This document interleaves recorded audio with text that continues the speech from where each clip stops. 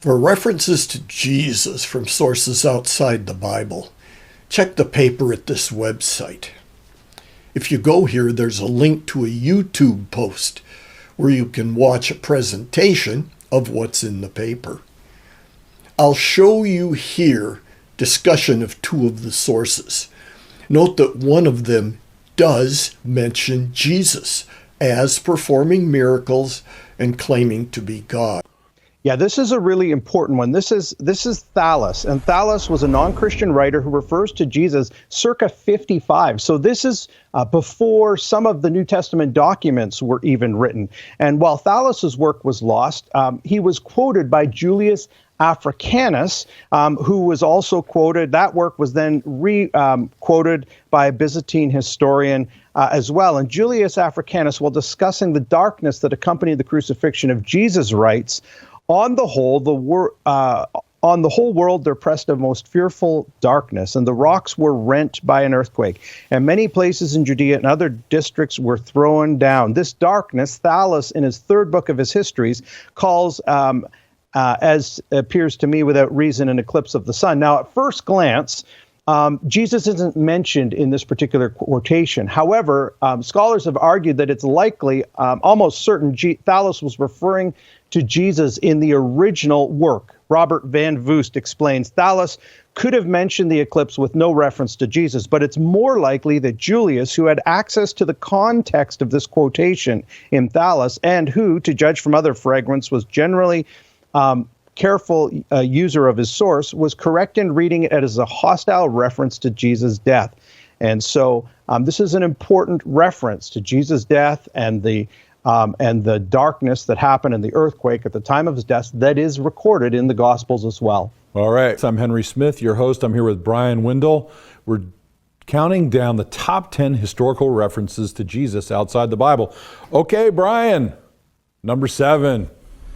Number 7 is Celsus. He was a 2nd century Greek philosopher who wrote a treatise attacking Christianity. And then some 75 years later, Origen wrote a rebuttal called Against Celsus. And he summarizes Celsus's arguments, noting that this Greek philosopher had used this literary device, imagining a Jew talking to Jesus. And so Origen writes, he says, he represents him disputing with Jesus and confuting him, as he thinks on many points. In his first place, he accused him of having invented his birth from a virgin and upbraids him as being, quote, born in a certain Jewish village of a poor woman of the country who gained her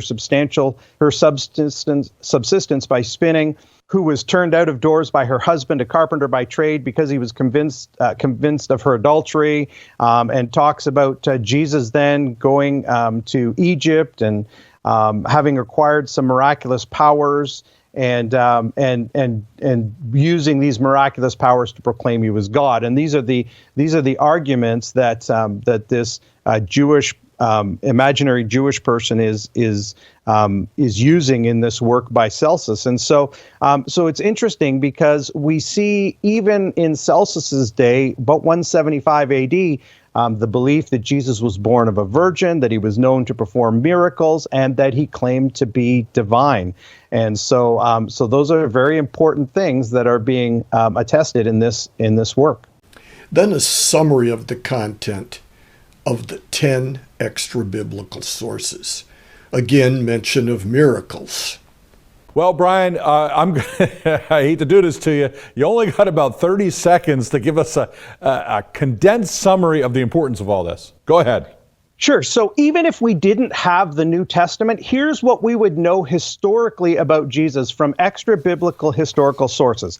He was reported to have been born of a poor virgin, that his father was a carpenter, he was a teacher, his disciples passed on his teaching to others, he prophesied, he performed miracles, he was known for his wisdom and virtuous life, he claimed to be God, he was crucified under Pontius Pilate during the reign of Tiberius Caesar, earthquakes and darkness accompanied his death, his followers report he had risen from the dead, appeared to them and showed them his wounds in his hands. His followers worshipped him as God, and belief in Jesus caused great disturbances with the Jews, such that Claudius had to evict the Jews from Rome. Listen, that is a great summary of Jesus' life that affirms what we have in the New Testament Gospels, and I believe the historicity of Jesus is not in question at all. It is without a doubt established historically. Yes, I know that you, locked in your brick outhouses, will not accept this evidence as adequate. You don't have to tell me.